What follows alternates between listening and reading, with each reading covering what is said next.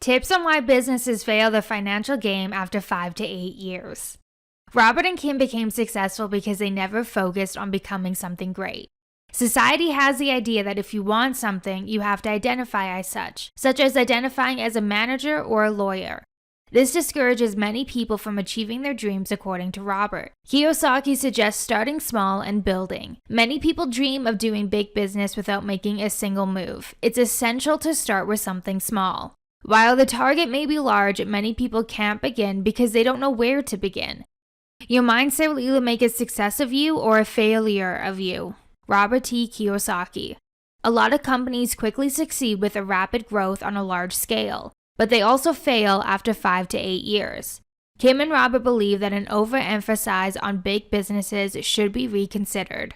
For the average person, it is necessary to rethink the approach that if you want to have a lot of money, you must be rich. This is absolutely not true. In fact, I had a story from my life where this was not true as well. One of their partners thought they were loaded. Even though the couple only made approximately $120,000 a year and didn't have to work or pay taxes, the woman was shocked because she felt that to become rich, you must make millions each year. Yet, Kiyosaki writes that his wife said their family's income was $10,000 and they would spend $3,000 on an average month.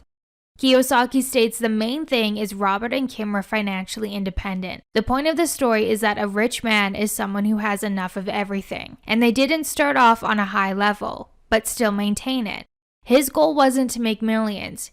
He wanted to be financially independent. Financial freedom means you want to have more money than you spend. Kiyosaki never wanted to be a millionaire or a billionaire and instead focused on his mission. His goal was always oriented in a different way rather than being money related. Freedom is essential to being happy. For example, Robert. He was a successful real estate investor. He just wasn't a successful entrepreneur. As a result of his misfortune in business, he lost his money but not his houses or houses themselves. Robert claims he could make up to 3 times less money in a year. But most importantly, he doesn't have to work for it. People think if they made more money, all of their problems would be solved, but this isn't the case. Kiyosaki therefore suggests that everyone reads the book of Paul Jarvis' Company of Why Starting Small is the Next Big Thing for Business. Here's the main message: stay small, get rich.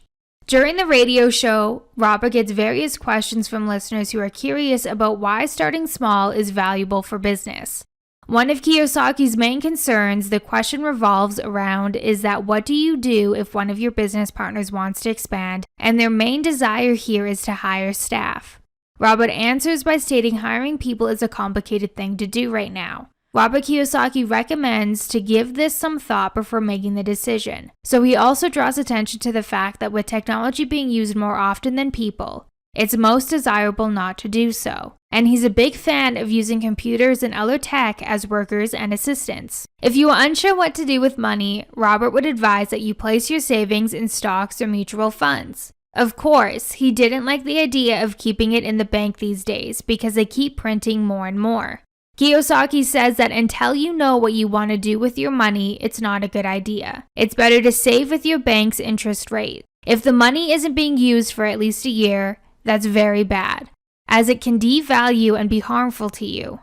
If you don't have much financial education, then start learning about it. You'll notice that starting small really isn't hard. One way to grow your portfolio is to invest in stocks, gold, or real estate. It can help you reach your current and future goals, and it doesn't tie up your cash.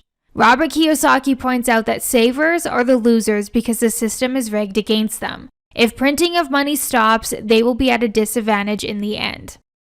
Share your opinion. What are your thoughts about Kiyosaki's statement? Share your thoughts in the comment section below.